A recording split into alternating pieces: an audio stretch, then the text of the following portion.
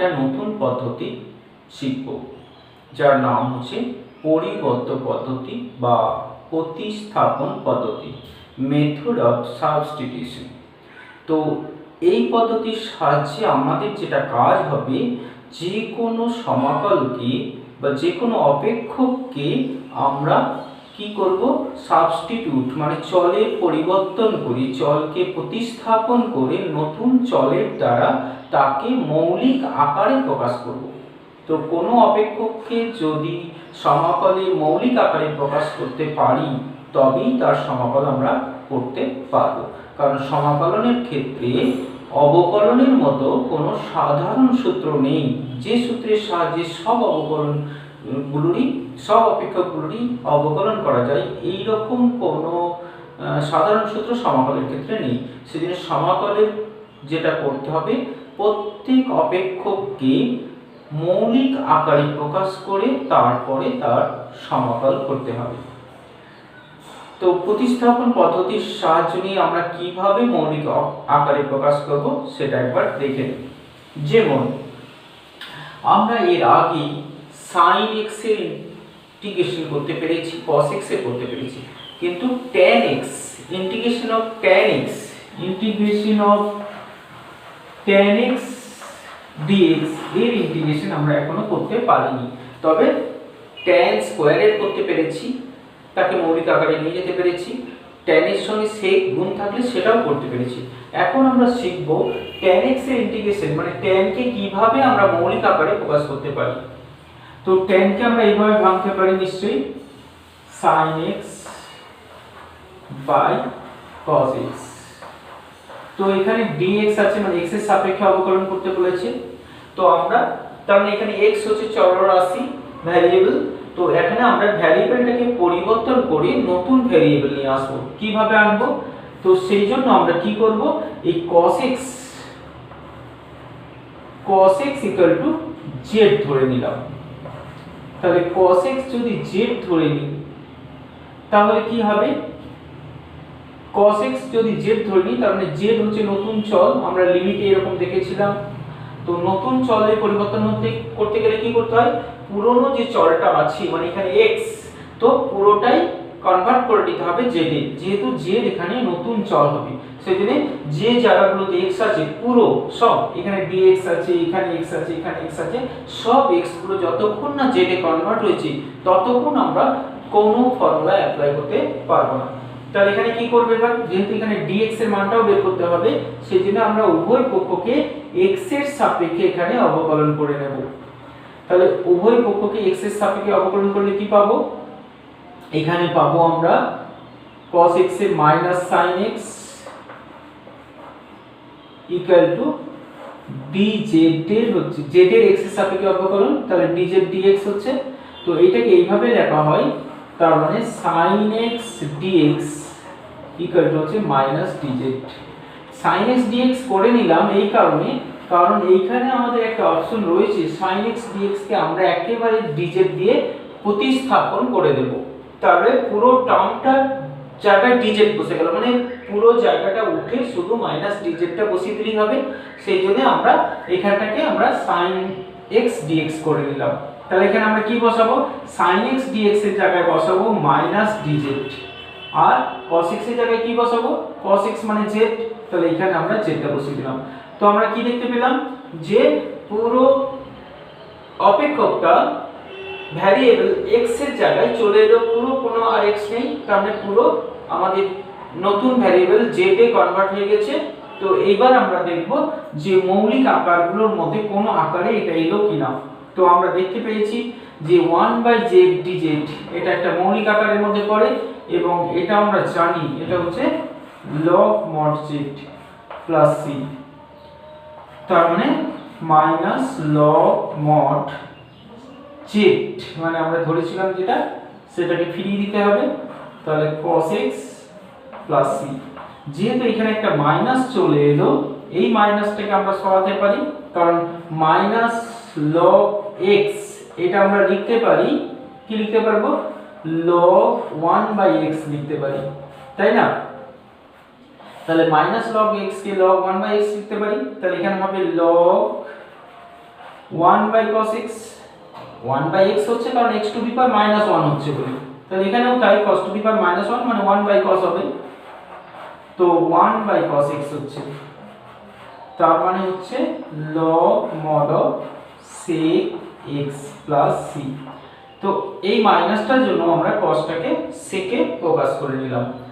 তাহলে এইবার আমরা এইটা কি, এই যে tan এর যে মানটা আমরা পেলাম, এইটা tan x এর dx এর মান পেলাম কি, ইন্টিগ্রেশন করে আমরা পাচ্ছি log mod sec x plus c।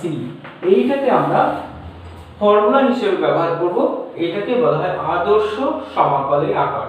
তার মানে tan x কে এখন থেকে আমরা ইন্টিগ্রেশন করলে কি পাবো, log mod sec x।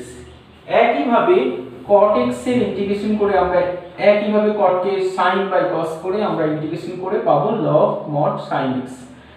sec x এর পাবো log mod sec x plus tan x, আর অথবা tan pi by 4 plus x by 2। Actually sec x plus tan x কে আমরা বহুবার sec x plus tan x এইটাকে আমরা বহুবার কনভার্ট করেছি এই আকারে। এটা ত্রিকোণমিতিক অভেদ এর মধ্যে পড়ে।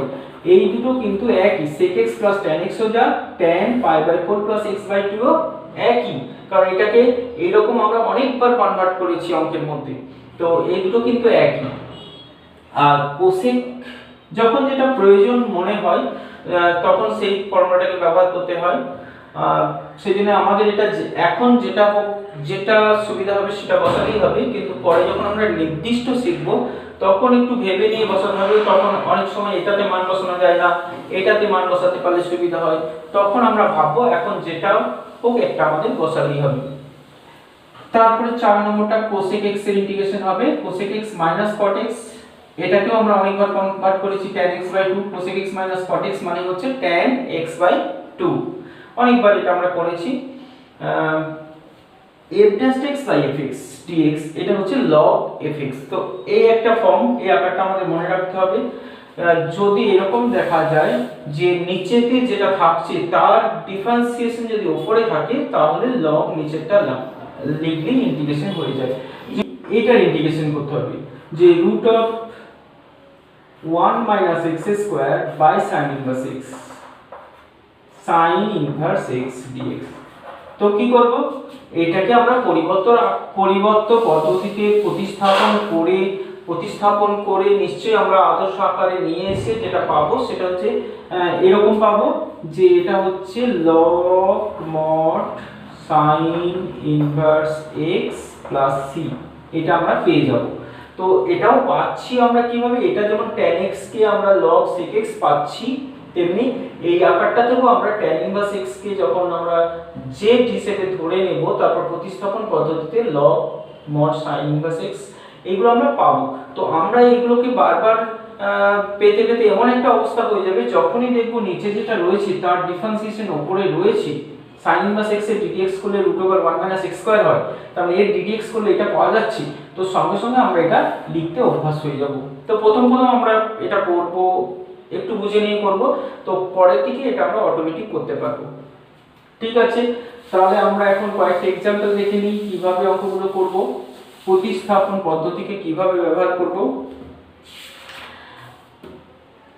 আমরা এখন করছি অতি সংক্ষিপ্ত একেরটা। তো অতি সংক্ষিপ্ত একে integration of x square cos x cube আছে। তো এটা আমরা কি করব, cos x কিউব আছে যেহেতু, আবার এটা গুণ আছে, তো গুণের তো কোনো ফর্মুলা এখন আমরা পাইনি, বা পেলেও সেটা অনেক বড় হবে। তো এই অঙ্কগুলোতে আমরা সবসময় চেষ্টা করব প্রতিস্থাপন পদ্ধতি দ্বারা মৌলিক আকারে পৌঁছে যেতে। তো প্রতিস্থাপন আমরা কাকে করব, সবসময় দেখব যেহেতু cos x এর আমাদের একটা মৌলিক আকার আছে cos x এর, সেজন্য cos এর পর যে থিটা অংশটা রয়েছে, থিটা অংশটাকে আমরা z ধরে প্রতিস্থাপন করলেই সাধারণত ত্রিকোণমিতিক টার্মগুলো মৌলিক আকারে চলে আসবে। কি বললাম, ত্রিকোণমিতিক টার্মগুলোর থিটা অংশটাকে z ধরলে সাধারণত, নির্দিষ্ট নিয়ম নয়, সাধারণত মৌলিক আকারে চলে আসে। তাহলে এখানে থিটা অংশে কি রয়েছে, তাহলে আমরা এখানে ধরে নেব, আমরা এখানে না লিখে এটাকে পাশে লেখাই ভালো, এক্স কিউব, কারণ অনেক সময় এটা থেকে আর একটু সিম্পলিফাই করতে হয়, তাহলে এক্স কিউবকে আমরা জেড ধরে নিচ্ছি। তাহলে এটা পুরনো ভ্যারিয়েবল, এটা নতুন ভ্যারিয়েবল, তাহলে গোটা অঙ্কটাকে আমাদের জেডে কনভার্ট করতে হবে, সেই জন্য dx এর মানটা এখান থেকে বের করে আনতে হবে। তাহলে এইটা কিভাবে বার করব, সবসময় আমরা কি করব, x এর সাপেক্ষে অবকলন করে দেব। তাহলে কি পাবো এখানে, x এর সাপেক্ষে অবকলন 3x² সমান dz dx, বারবার ওই দিক থেকে dz dx টা এদিকে লিখে দিলেই হয়, কারণ আমাদের dx টা সবসময় এদিকেই দরকার পড়বে। তাহলে 3x² dx সমান হচ্ছে dz, ঠিক আছে, x এর দিকে dx হবে, z এর দিকে dz দিলেই হয়ে যাবে, কারণ বারবার এটাই করতে হবে আমাদের। তাহলে আমরা এখানে কি দেখতে পাচ্ছি, এই অংশটার এই x² আর dx কে যদি আমরা একসঙ্গে ভাবতে পারি, তাহলে আমরা এই পুরো পার্টটাকে একসঙ্গে প্রতিস্থাপন করতে পারবো 1/3 dz দিয়ে। কোথায় 1/3 dz দেব, x² dx এর জায়গায়। তাহলে x² dx কে আমরা প্রতিস্থাপন করব, আমরা এইভাবেও লিখতে পারি এটাকে, অঙ্কটাকে একটু সাজিয়ে, যেহেতু এখানে x² dx কে পেয়ে গেলাম, সেহেতু আমরা এটাকে সাজিয়ে x² dx কে এক জায়গায় লিখতে পারি, তাই তো। তাহলে এখন আমরা কি করব, cos x³ মানে আমরা z ধরেছি, তাহলে এটা লিখতে পারবো আমরা cos z ইনটু এইটাকে আমরা প্রতিস্থাপন করব কি দিয়ে, 1/3 dz। তো এইখানে আর 1/3 টা না লিখে, যেহেতু 1/3 একটা কনস্ট্যান্ট টার্ম, তো কনস্ট্যান্ট টার্মকে আমাদের ইন্টিগ্রেশন চিহ্নে বাইরে লেখাই সুবিধাজনক, তো সেই জন্য এখানে না লিখে একবারে বাইরে লেখাই ভালো। দেখো ভালো করে, আমরা যেই এটা করে নিয়েছি, মানে x গুলোকে যেই জেনে কনভার্ট করে ফেলেছি, সঙ্গে সঙ্গে আমরা কি পেয়েছি, একটা মৌলিক সমাকলের আকার দেখতে পেয়ে গেছি, cos x cos z dz, এটা মৌলিক সমকল আকারে পেয়ে গেছি। তার মানে এটার ইন্টিগ্রেশন হবে কি হবে, sin j + c, ঠিক আছে। তাহলে অবশ্যই z এর জায়গাতে যেটাকে আমরা ধরে নিয়েছিলাম x³ সেটা বসিয়ে তো দিতেই হবে প্লাস c। তাহলে এই হচ্ছে আমাদের প্রতিস্থাপন পদ্ধতিতে মৌলিক সমাকলন নির্ণয়, ঠিক আছে। আমরা আরো একটা एग्जांपल নিচ্ছি, 2 - 3x হোল টু দি পাওয়ার 7। তো এই জায়গাতে আমরা কোন পার্টটাকে জেডে কনভার্ট করব, অবশ্যই এমন পার্টটাকে জেডে কনভার্ট করব যে পার্টের মধ্যে ভ্যারিয়েবল আছে। তার মানে আমরা 7টাকে কিন্তু জেড ধরতে পারি না, কি করব আমরা, 2 - 3x, তাহলে এই পার্টটাতে আমাদের x ভ্যারিয়েবল রয়েছে, তাহলে এই পার্টটাকে আমরা জেডে কনভার্ট করতে পারবো। তাহলে 2 - 3x কে আমরা জেডে কনভার্ট করে নিচ্ছি। তাহলে এটাকে যদি আমরা জেড ধরে নিই, তাহলে প্রথমে আমাদের dx এর মানটা বার করার চেষ্টা করতে হবে। তো আমি কি করে পাবো, এটার অবকলন করতে হবে, x এর সাপেক্ষে অবকলন করছি, তাহলে 2 এর তো 0, -3 কনস্ট্যান্টটা থেকে যাচ্ছে, x এর আমরা অবকলন জানি, x এর 1 হয়, আর এদিকে হবে dz dx। কি করব বললাম, dx কে সব সময় এইদিকে লিখে নেব, dx এর অবকলন হচ্ছে dx আর z এর অবকলন হচ্ছে dz, এইভাবেও আমরা করতে পারি। তাহলে এখানে কোনো টার্ম নেই, -3 ও নেই, শুধু dx ই আছে, তাহলে dx এর ভ্যালুটা এখানে বসিয়ে দেব। তাহলে dx মানে কি হবে, এখানে -1/3 dz হবে, তাই না। তাহলে আমরা কিভাবে লিখব, এই যে এটা দুটো পার্ট, -1/3 টা কনস্ট্যান্ট পার্ট, এই কনস্ট্যান্ট পার্টকে সব সময় আমরা ইন্টিগ্রেশনের বাইরে লিখব। তাহলে কনস্ট্যান্ট পার্টটা নিলাম, dx এর ভ্যালু বসাচ্ছি, dx এর ভ্যালু হচ্ছে -1/3 dz। তার মধ্যে 1/3 টা যেহেতু কনস্ট্যান্ট টার্ম, এটা বাইরে থাকবে। অবশ্যই শেষে এই dz dx এগুলোকে শেষে লেখা হয়, সেজন্য আমরা এখানেই dz টা বসালাম না, আগে এটাকে কনভার্ট করে নিচ্ছি। এটা সমান আমরা কি ধরেছি, z, তাহলে কি পাচ্ছি আমরা, z⁴, আর dx এর মধ্যে -1/3 তো লেখা হয়ে গেছে, আর এটা হচ্ছে dz। তো কনভার্ট হয়ে গেছে, প্রতিস্থাপন হয়ে গেছে। এখন আমরা প্রতিস্থাপন হয়ে যাওয়ার সঙ্গে সঙ্গে দেখতে পাচ্ছি এটা কিন্তু মৌলিক আকারে চলে গেছে, x⁴n এর মৌলিক ইন্টিগ্রেশন ছিল, আমরা জানতাম কত হয়, x⁴n+1 / n+1 + c। তাহলে এটা কি হবে, -1/3 z⁸ + c। এখন z এর ভ্যালুটা পুট করতে হবে, 3 × 8 = 24, z মানে হচ্ছে 2 - 3x whole to the power 8 + c। এই প্রসঙ্গে আমি একটা কথা বলে রাখছি, অনেক সময় এর পরবর্তী ক্ষেত্রতে এই রকম টার্মগুলো যখন থাকবে, তখন আমরা এইভাবে প্রতিস্থাপন না করে সরাসরি এখান থেকে এই লাইনটা সরাসরি লিখতে পারবো।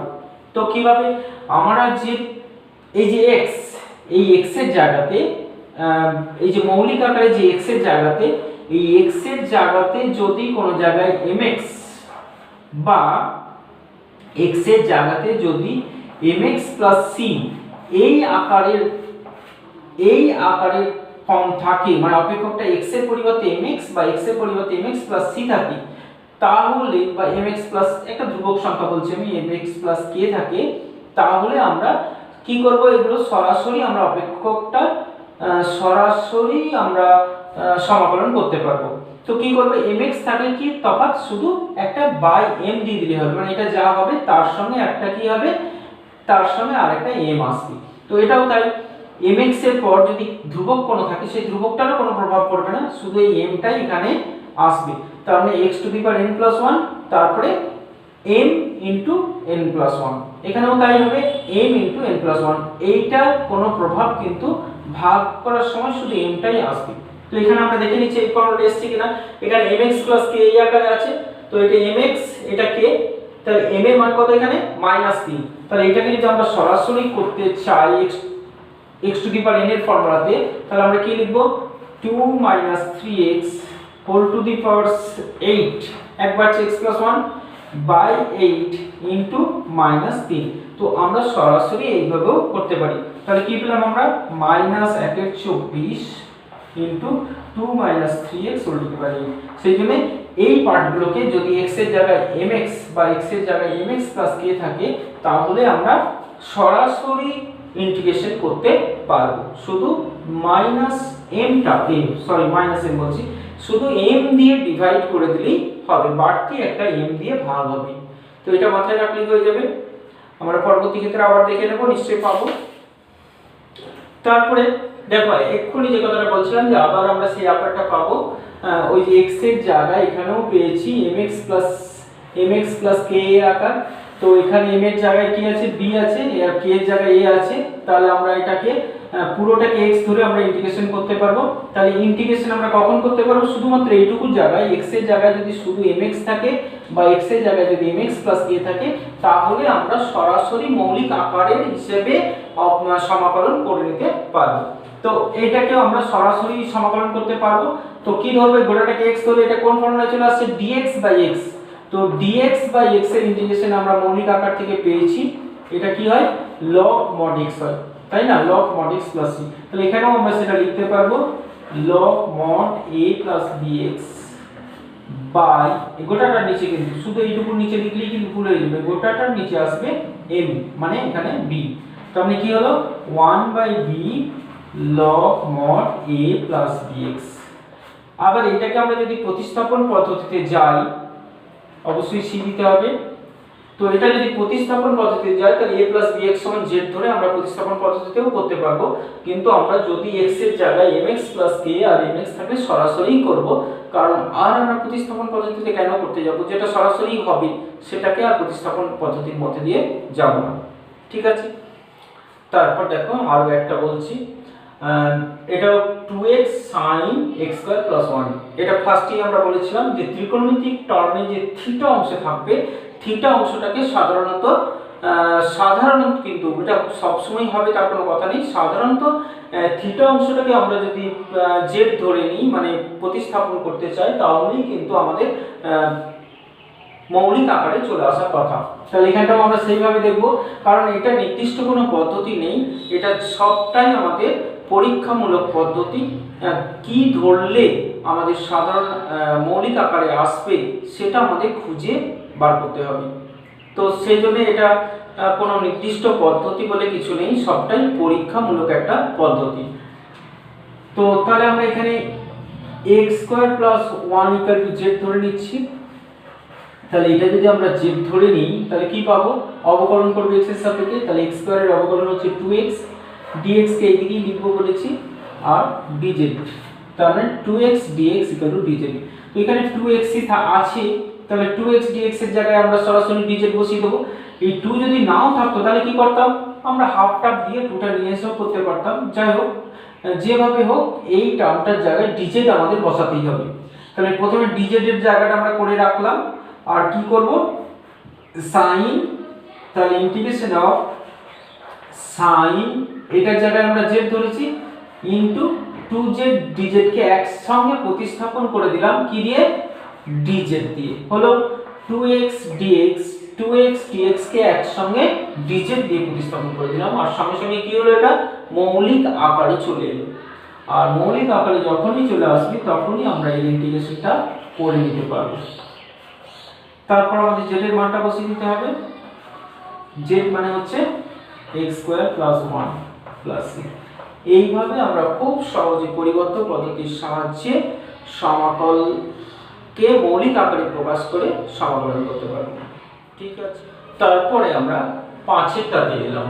তো 5এরটাতে এলাম, কি দেখছি এখানে, এখানে যেটা রয়েছে এই যে থিটার জায়গায় মানে x এর জায়গায় কি দিয়েছি, mx + k আকার। তো এই আকারটা আমাদের চিনে ফেলতে হবে। যখনই দেখবো x এর জায়গায় mx + k আকার আছে তখনই আমরা কিন্তু এটাকে মৌলিক আকার ধরে নিয়ে সমাকলন করতে পারি। একমাত্র x এর জায়গায় mx + c, কোনো স্কয়ার টার্ম থাকলে কিন্তু হবে না। ঠিক আছে, তাহলে এখানে আমরা এটাকে সরাসরি লিখে নিতে পারবো। তাহলে sin, এটাকে আমরা x ধরে নিচ্ছি, তাহলে sin x এর মৌলিক আকার হচ্ছে -cos x + c। তাহলে এখানে তাই হবে -cos 3 - 4x। কি করতে হয় বললাম, বাড়তি যেটা করতে হয় সেটা হচ্ছে m, এখানে mx, m এর জায়গায় কি রয়েছে -4, তাহলে এখানে একটা -4 দিয়ে ভাগ করে দিলেই আমাদের হয়ে যাবে। তাহলে আমরা কি পেলাম, মাইনাসটাও কেটে গেল, তাহলে 1/4 cos 3 - 4x + c। খুব সহজে আমরা করতে পারবো যদি x এর জায়গায় শুধু mx থাকে বা mx + k এই আকারে পাই। ঠিক আছে, এটা হলো। তাহলে এর পরে যেটা রয়েছে 6 নম্বর অঙ্কটা আমরা একটু দেখে নেব। তো 6 এ রয়েছে integration of cos square 2x + 3 dx। তো এখানেও mx + c আকারে রয়েছে, কিন্তু যেহেতু আমরা cos স্কয়ারের ইন্টিগ্রেশন করতে হবে, তো cos স্কয়ারের ইন্টিগ্রেশন করতে গেলে আমরা জানি এটাকে কি করতে হয়, গুণিতক কোণে নিয়ে যেতে হয়। তাহলে আমরা ফার্স্টে এটা গুণিতক কোণে নিয়ে যাব, কারণ এটাকেও আমরা প্রতিস্থাপন না করেই করব। তাহলে এটাকে আমরা গুণিতক কোণে কিভাবে নিয়ে যেতে হয়, হাফ দিতে হবে। তাহলে এখানে পাচ্ছি আমরা 2 cos স্কয়ার 2x + 3 dx। তো 2 cos স্কয়ার এগুলোটাকে x হচ্ছে, তাহলে 2 cos স্কয়ার x এর গুণিতক কোণের সূত্রটা হচ্ছে, মনে আছে নিশ্চয়ই, 1 + cos, কি হবে 2 হবে গুণ, তাহলে কি হবে, এটা 2 গুণ করে দিলে 4x + 6 হবে। ঠিক আছে, এটা করতে পারি আমরা। তাহলে আমরা এবার ইন্টিগ্রেশনটা করে দেব। তাহলে 1 এর ইন্টিগ্রেশন আমরা জানি x এর সাপেক্ষে রয়েছে, আমরা প্রতিস্থাপন করিনি, তাহলে এটা x হলো।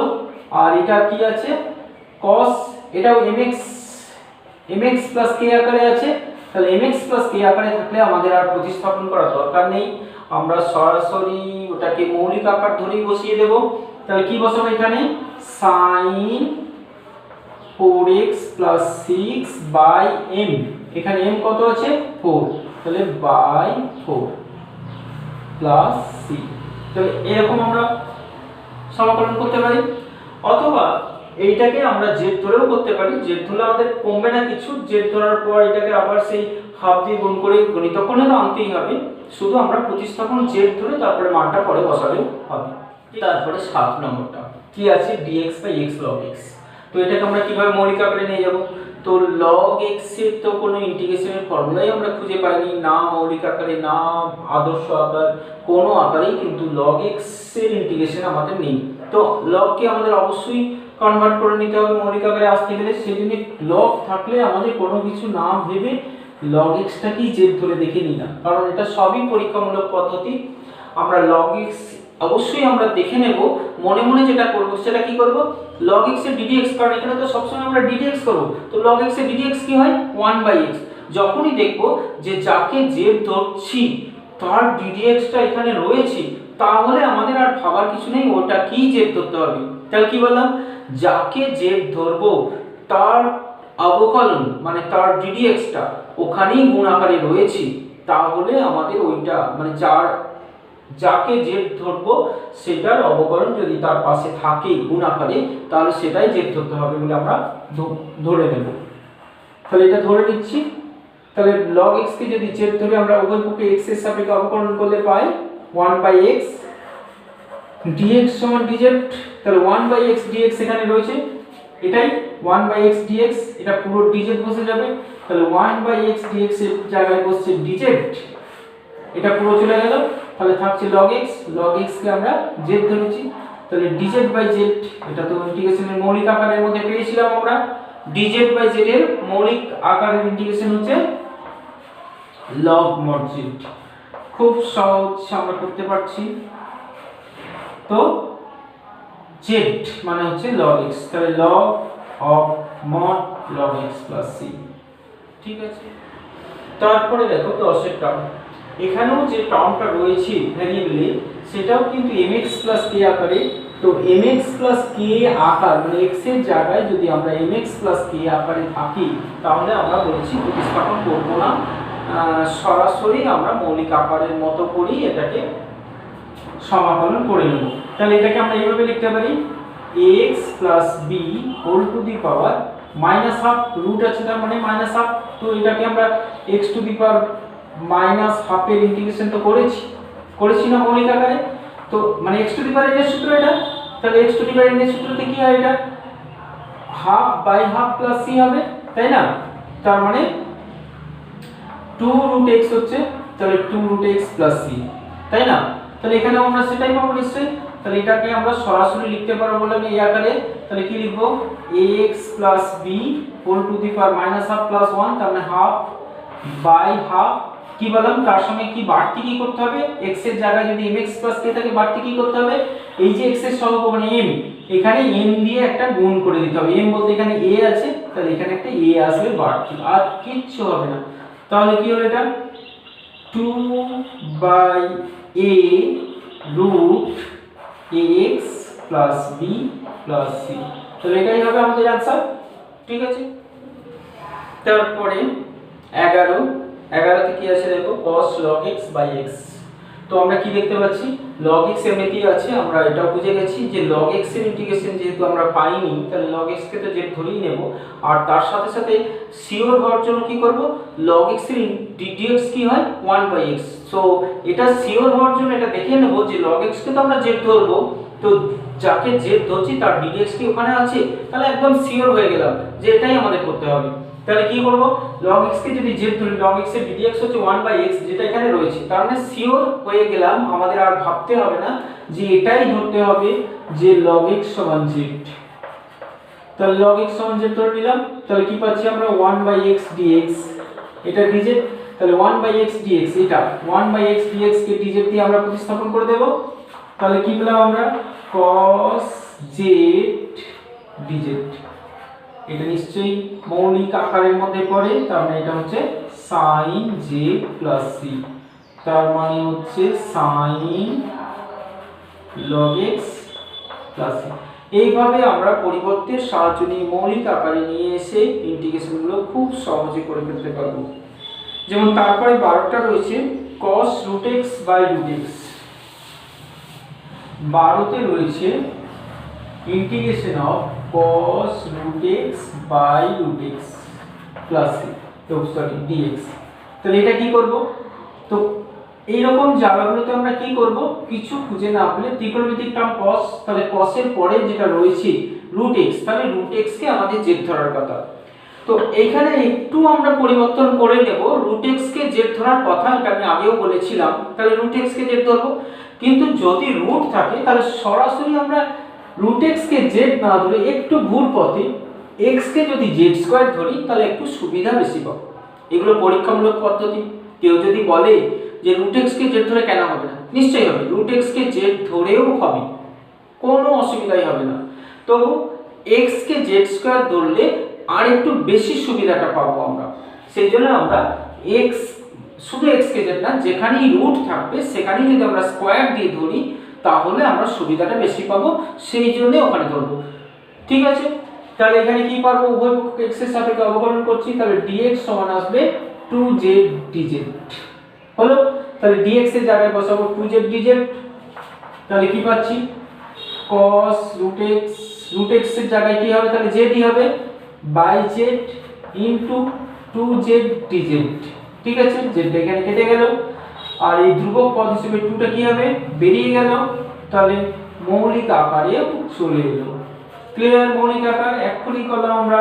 তাহলে এটা হবে সরি মাইনাস হবে না, 2 sin z প্লাস c। তাহলে 2 sin z মানে হচ্ছে √x প্লাস c। তো খুব সহজেই আমরা পরিবর্ত পদ্ধতিতে সমাকলন করতে পারব। আবার দেখো sin x sin cos x dx। তো আবার সেই একই কথা বলবো, এখানে sin x এর পরের টার্ম রয়েছে কি cos x। তাহলে আমাদের cos এর মধ্যে এর আগে যেটা বলেছি তাতে করে আমাদের কি হবে, cos x কে z ধরার কথা। আর cos x কে z ধরলে যে হবেই এটা সিওর হবে কি করে বললাম, যে cos x কে ddx করলে cos x এর ddx কি হয় মাইনাস sin x। তো মাইনাসটা না থাকুক sin x টা এর সঙ্গে গুণ রয়েছে, তার মানে আমি সিওর হয়ে গেলাম যে এখানে cos x কে z ধরলেই হয়ে যাবে। তাই ধরে নিলাম cos x সমান z। ঠিক আছে? তাহলে cos x এর ddx করলে এখানে কিন্তু একটু গোলমাল হয় যে cos x এর ddx করলে মাইনাস sin x হয়, কিন্তু cos x এর ইন্টিগ্রেশন করলে sin x হয়। অতএব মাইনাস এক জায়গায় হচ্ছে এক জায়গায় হচ্ছে না, কারণ আমরা ddx করছি না ইন্টিগ্রেশন করছি এই দুটোতে যেন সবসময় আমরা সতর্ক থাকি। মানে এটা সতর্ক না থাকলেই একটু অন্যমনস্ক হলেই কিন্তু ভুল হয়ে যাবে। তো এখানে cos x এর ddx করছি, তাহলে হবে মাইনাস sin x dx হচ্ছে dz। তাহলে sin x dx, এখানে sin x টা আমরা রয়েছে সাজিয়েও লিখতে পারি এইভাবে। তাহলে মাইনাসটাকে আমরা সবসময় বাইরে নিয়ে নিলাম, কারণ এখানে sin x dx সমান হবে মাইনাস dz। তাহলে মাইনাস dz বসবে, sin x কে আমরা dz এর sin x dx এর জায়গায় dz বসানোর জন্য ছেড়ে দিলাম এটাকে। আর এই জায়গাটা লিখলাম কি লিখবো, এটা sin আর cos x মানে z, আর এটাতে হচ্ছে dz। ঠিক আছে? পুরো অঙ্কটা আমাদের z এ কনভার্ট হয়ে যাচ্ছে, আর সঙ্গে সঙ্গে আমরা দেখতে পাচ্ছি যে এটা মৌলিক আকারের মধ্যে চলে এসেছে। খুব মজার অঙ্ক। তাহলে এটাকে আমরা কি পাবো, sin z এর ইন্টিগ্রেশন হচ্ছে মাইনাস cos z। তাহলে আবার একটা মাইনাস আসছে, তাহলে এটা প্লাস হয়ে গেল cos z প্লাস c। তার মানে cos z মানে কি cos x, তাহলে cos x প্লাস c। ঠিক আছে? খুব সহজ। তারপরে 14টাও দেখো একই হবে, একদম আলাদা কিছু হবে না। আমরা কি বলেছি একটু ভেবে নেব, সব পরীক্ষামূলক পদ্ধতি একটু ভেবে নেব কোনটাকে z ধরবো। তো আমরা এখানে দেখতে পাচ্ছি cot ইনভার্স x কে যদি z ধরি, এইভাবে ভাবতে হবে যদি z ধরি, তাহলে cot ইনভার্স x এর ddx কি হয় মাইনাস 1/1 প্লাস x স্কয়ার। তো মাইনাসটা না থাকুক 1/1 প্লাস x স্কয়ার তো রয়েছে। তার মানে আমরা সিওর হয়ে গেলাম যে cot ইনভার্স x কেই এখানে z ধরতে হবে। তাছাড়া আরো একটা দিক আছে, cot ইনভার্স x এর ইন্টিগ্রেশনের কোনো ফর্মুলা আমরা পাইনি। তার মানে cot ইনভার্স x যতক্ষণ ওখানে থাকবে ততক্ষণ আমরা ইন্টিগ্রেশনও করতে পারবো না। তার মানে cot ইনভার্স x কে কনভার্ট করতেই হবে z এ। সেই জন্য সব দিক বিচার করে আমরা এটাই সিদ্ধান্তে পৌঁছালাম যে cot ইনভার্স x কে অবশ্যই z ধরতে হবে, কারণ সব দিকগুলো মিলে যাচ্ছে। কারণ cot ইনভার্স x এর ddx এখানে দেওয়া রয়েছে, cot ইনভার্স x এর ইন্টিগ্রেশন হয় না, cot ইনভার্স x এর জায়গায় z বসলে e two the power z মৌলিক আকারের মধ্যে পেয়ে যাব। তো সবগুলো যখন মিলে যাচ্ছে তখন নিশ্চয়ই হয়ে যাবে। তাহলে মাইনাস 1/1 প্লাস x স্কয়ার, এদিকে dx লিখব আর এদিকে শুধু dz। ঠিক আছে? তাহলে এই মাইনাসটা আমাদের এখানে বাড়তি আসছে, এই পুরো জায়গাতে বসবে আমাদের dz। তাহলে minus e two the power z dz মৌলিক আকার, তার মানে minus e two the power z plus c, তার মানে minus e two the power z মানে হচ্ছে cot inverse x plus c। ঠিক আছে? খুব সুন্দর। তারপরে আমরা 16 অঙ্কটাতে এলাম। তো এই অঙ্কটা এরকম দিয়েছে, দেখে মনে হচ্ছে গুণের সূত্র ছাড়া হবে না। অবশ্যই অবকলন হলে আমরা গুণের সূত্রই করতাম, কিন্তু এখানে তো কোনো গুণের সূত্রই নেই। তাহলে কি করব, আমরা কি দেখব, প্রথমে দেখব রুটের মধ্যে যেটা রয়েছে সেটাকে যদি z ধরে নিই, যদি z ধরি তাহলে x square plus 1, x square plus 1 এর অবকলন কত, এইভাবে দেখব x স্কয়ার প্লাস 1 এর অবকলন কত 2x। 2 না থাকুক, 2 কে তো আমরা যে কোনো সময় গুণ করতেই পারি, কোনো ভ্যারিয়েবলকে আমরা চেঞ্জ করতে পারবো না, কিন্তু কোনো ধ্রুবক সংখ্যা আমরা যে কোনো সময় তাকে গুণ করে নিতে পারবো, ভাগ করে নিতে পারবো। 2 না থাকুক, x তো রয়েছে, তার মানে এর ddx আমাদের রয়েছে বলেই আমরা মনে করতে পারি। তার মানে ওইটাকেই আমাদের z ধরতে হবে। তাহলে x স্কয়ার প্লাস 1। এবার কি বলেছি, রুট যদি থাকে তাহলে শুধু জেড না ধরে আমরা যদি জেড স্কোয়ার ধরি তাহলেই আরো বেশি সুবিধাটা পাবো।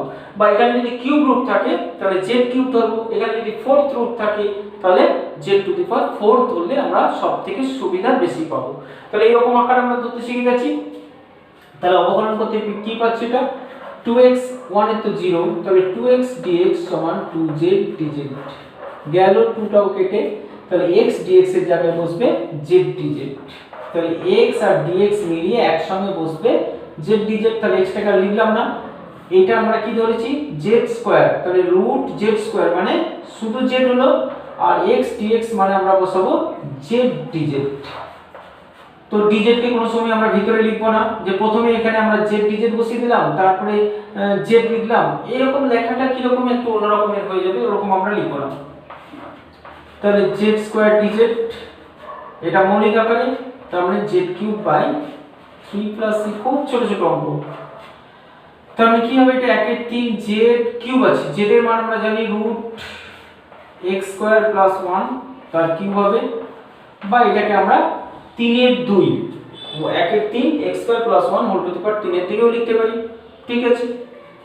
তারপরে 19 এর 1 এটা sin square by cos to the power 4x dx।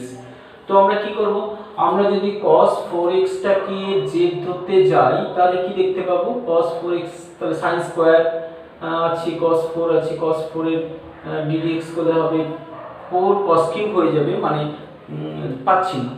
তো এইরকম জায়গাগুলোতে আমাদের একটু ভেঙে সরল করে ত্রিকোণমিতিক টার্ম, তো sin square by cos square যদি নিই তাহলে কি পাবো আমরা, tan স্কয়ার x পাবো, আর 1 বাই cos স্কয়ার মানে sec স্কয়ার। তো tan আর sec, tan এর সঙ্গে যদি কোনো জায়গায় আমরা sec স্কয়ার কে দেখতে পাই তো tan x এর ddx কি হয় sec স্কয়ার x, এইভাবে আমরা ভাববো যে tan x এর ddx হচ্ছে sec স্কয়ার x, তাই না। তারপরে tan x কি আমাদের এখানে z ধরতে হবে। এইভাবে আমরা সিদ্ধান্তগুলো নেব, যেহেতু যাকে z ধরবো তার ddx যদি তার পাশেই গুণ করা থাকে তাহলে শিওর যে ওটাকেই আমাদের z ধরতে হবে। তাহলে tan x এর ddx করলে পাচ্ছি sec স্কয়ার x dx সমান হচ্ছে dz, কারণ এই যতক্ষণ না এটাকে আমরা ওঠাতে পারছি ততক্ষণ এই গুণের আকার থাকলে তো আমরা ইন্টিগ্রেশন করতে পারবো না। তাহলে এটা কি হবে, এটা z, তাহলে এটা z স্কয়ার হয়ে গেল আর dz পেলাম মৌলিক আকার, তার মানে z কিউব বাই 3। তাহলে আমাদের শুধু একটা সিদ্ধান্ততে অঙ্কটা আমরা খুব সহজে করে ফেলতে পারবো। তো আমরা 1 এর 3 z cube tan cube z plus tan cube x plus c, ঠিক আছে। আর 19 এর 2 নম্বরটা ওই একই করব আমরা, tan root x সমান z ধরবো, tan root x সমান z। 19 এর 2 নম্বরটা, 19 এর 2 নম্বরটাতে আমরা যদি tan root x, 19 এর 2 নম্বর tan root x সমান z, z স্কয়ার ধরব না কিন্তু, কারণ root tan x নয়, এটা tan root x আছে, তাহলে tan root x সমান z ধরলাম। তাহলে আমরা কি পাবো, ddx করলে এরকম পাবো, ddx কিন্তু মনে আছে চেন রুলে হয়, তাহলে sec square root x into root x এর ddx 1 বাই 2 root x, মনে আছে dx সমান হচ্ছে dz। তাহলে এবার আমরা ওটাকে প্রতিস্থাপন করতে পারবো, যেমন এখানে তাহলে sec square root x by root x আছে, তাহলে 2টা নিয়ে এখানে, তাহলে আমরা এটাকে লিখতে পারবো sec square root x by root x equal to dx equal to 2 dz। তাহলে এই গোটা টার্মটাকে আমরা 2 dz দিয়ে প্রতিস্থাপন, তার মানে প্রতিস্থাপন করার পর আমরা কি পাবো, আমরা একটা tan টু দি পাওয়ার 4 আছে, তার মানে z টু দি পাওয়ার 4 হবে, আর এই জায়গাটা পুরোটা প্রতিস্থাপন হয়ে গিয়ে বসবে dz, তাহলে z to the power 4 2 dz, 2টাকে এখানে না বসিয়ে আমরা বাইরে বসাবো, ঠিক আছে। তার মানে হবে z to the power 5 by 5 plus c, তার মানে आंसरটা হবে 2 বাই 5, z মানে হচ্ছে tan root x whole to the power 5 plus c, তাহলে এরকম आंसर হবে, ঠিক আছে। একটু ভাবো, একটু ভাবতে হবে আমরা কাকে ধরলে কাকে z ধরবো, 1 প্লাস 1 মাইনাস sin x কে z ধরবো না x প্লাস দুটোই ভ্যারিয়েবল আছে, 1 মাইনাস sin x কে যেতে ধরবো না x প্লাস cos x কে যেতে ধরবো। ঠিক ঠিক ভেবেছো, কারণ আমরা 1 মাইনাস sin x কে যদি z ধরি তাহলে তার ddx করলে কি পাবো, শুধু পাবো আমরা মাইনাস cos x। তো মাইনাস cos x তাহলে এখানে মাইনাস cos x গুণ নেই, কিন্তু যদি আমরা x প্লাস cos x কে z ধরি তাহলে কি পাবো 1 মাইনাস sin x। তো 1 মাইনাস sin x রয়েছে গুণ, তাহলে আমরা দেখব যাকে z ধরবো তাকেই যার ddx ওখানে গুণ করা আছে, মানে একদম সিওর হয়ে গেলাম যেটাই ধরতে হবে। তাহলে এখানে কি সিওর হলাম যে x প্লাস cos x কে আমাদের z ধরতে হবে। ঠিক আছে, z ধরলাম। আর তার সাথে সাথে আরেকটু কি দেখে নেব, সব থেকে সুবিধা বেশি দিতে গেলে এখানে কিউব রুট আছে, তাহলে কি বলেছি কিউব রুট থাকলে z কিউব ধরে নেব। তাহলে 1 minus sin x equal two কি হবে 3, এদিকে dx লিখবে কারণ ওই দিক থেকে dz টা সবসময় চলে আসবে, এদিকে লিখে নেবে। আর এখানে কি আসবে 3z স্কয়ার dz। ঠিক আছে, তাহলে আমরা কি পাচ্ছি 1 মাইনাস sin x dx, মানে এই পুরোটা বসে যাচ্ছে 3z স্কয়ার dz বসে গেল। আর নিচে কি বসবে, z কিউব ধরেছি যেহেতু তাহলে শুধু একটা z বসবে, তিনটা কনস্ট্যান্ট টার্ম বেরিয়ে গেল, z স্কয়ার বাই z ভাগ হয়ে গেলে শুধু z হলো। তাহলে কি পেলাম আমরা, মৌলিক আকার থেকে ইন্টিগ্রেশন করে আমরা পাবো z square by 2 plus c, তার মানে 3/2 z মানে কত, এইটার কিউব রুটের স্কয়ার হবে, তার মানে কিউব রুট অফ x প্লাস cos x a whole square plus c, বা হোল টু দি পাওয়ার 3 এর 2 ও আমরা লিখতে পারি। ঠিক আছে, 3 এর হোল টু দি পাওয়ার 3 এর 2 বা কিউব রুট অফ। এরপর চলে এলাম আমরা 26 এর অঙ্কটাতে। তো 1 plus cot x by x plus log sin x আমরা প্রথমে একবার দেখে নেব কোনটাকে z ধরলে আমরা অন্য একটা টার্মকে পেয়ে যাব, কারণ ভাগের কোনো ফর্মুলা ইন্টিগ্রেশন নেই মৌলিক আকারের মধ্যে। তো এখানে আমরা যদি 1 plus cot x কে z ধরি তাহলে নিশ্চয়ই এটা পাবো না, কিন্তু সম্ভাবনা হচ্ছে এইটাকে z ধরলে কি এটা পাবো। তো একবার দেখে নেব আমরা, তাহলে x, কারণ এগুলো পরীক্ষামূলক পদ্ধতি, log sin x এটাকে যদি আমরা z ধরি তাহলে এর ddx করব, তাহলে x এর ddx হচ্ছে 1 আর log sin x মানে 1 by sin x into sin x এর ddx, সেই চেন রুল, তার মানে cot x, তাহলে 1 plus cot x পেয়ে গেছি। তার মানে আমাদের শিওর যে এটাই যোগ করতে হবে, dx সমান হচ্ছে dz। ঠিক আছে, তার মানে 1 plus cot x dx সমান dz। তার মানে এই অংশটাকে পুরো আমরা কনভার্ট মানে প্রতিস্থাপন করে দেব dz দিয়ে, তাহলে এটা হবে dz বাই z, তাই না। তো এটা মৌলিক আকারের মধ্যে চলে এলো log mod z plus c, তার মানে log z মানে হচ্ছে x plus log sin x plus c। ঠিক আছে, খুব সহজ পদ্ধতি। তারপরে দেখো 28 এর টার্ম, তো বলো তো দেখি এটাকে কাকে z ধরলে আমরা করতে পারবো, অঙ্কটা প্রতিস্থাপন করতে পারবো, মানে মৌলিক আকারে নিয়ে আসতে পারবো। তো 1/x স্কয়ার কি না e two the power 1/x কে না 1/x কে, ভালো করে একটু লক্ষ্য করলে আমরা দেখতে পাবো 1/x এর ddx হয় -1/x স্কয়ার। মনে আছে এটা অবকলনে আমি বারবার বলেছিলাম যে 1/x এর অবকলনটা আমরা আলাদাভাবে মনে রাখবো, 1/x ddx অফ 1/x কে আমরা আলাদাভাবে মনে রেখেছিলাম -1/x স্কয়ার। তো এটা যদি আমাদের মাথায় থেকেই যায় তাহলে দেখার সঙ্গে সঙ্গে মনে পড়ে যাবে যে এর ddx ই তো এটা হচ্ছে, তাহলে নিশ্চয়ই আর অন্য কোনো সিদ্ধান্ত নয়, একেবারে সঠিক সিদ্ধান্ত যে 1/x সমান হচ্ছে z। তাহলে কি হবে, মাইনাসটা না দে কিন্তু 1/z স্কয়ারটা তো 1/x স্কয়ার তো দিয়েছে, তাই না। তাহলে 1/x এইটাকে একসঙ্গে তুলে নেব, মাইনাসটা dz এর কাছে পাঠিয়ে দেব, তাহলে এখানে একটা মাইনাস থেকে যাচ্ছে আর e two the power z, আর এটার জায়গায় পুরোটার জায়গায় কি বসছে dz। তাহলে কি হলো এটা -e two the power z plus c, তার মানে -e two the power 1/x plus c। ঠিক আছে, খুব সহজে আমরা এই ইন্টিগ্রেশনগুলো করতে পারছি। তারপরে 30 এর টার্ম, আজকের সবথেকে ইম্পর্টেন্ট, সবথেকে গুরুত্বপূর্ণ এবং মনে রাখার মতো অঙ্ক, মার্ক করে রাখার মতো অঙ্ক হচ্ছে এটা, cos x plus x sin x by x into x plus cos x dx। দেখো অঙ্কটা আমরা কিভাবে করব। এখানে আছে x plus cos x, তো উপরে আমাদের শুধু cos x দিয়েছে, আবার এখানে একটা বাইরে একটা x আছে, তো এই যে x plus cos x টা যদি আমাদের উপরে পাই, এই হিসাবে মোটামুটি আমরা যদি একটা x ধার নিই এখানে, তাহলে x plus cos x, তারপরে যদি আমরা এরকম লিখি যে minus x plus x sin x, এটা যদি আমরা করতে পারি একটু ভাবনা থেকে, তাহলে কিন্তু অঙ্কটা আমরা খুব সহজে করে ফেলব।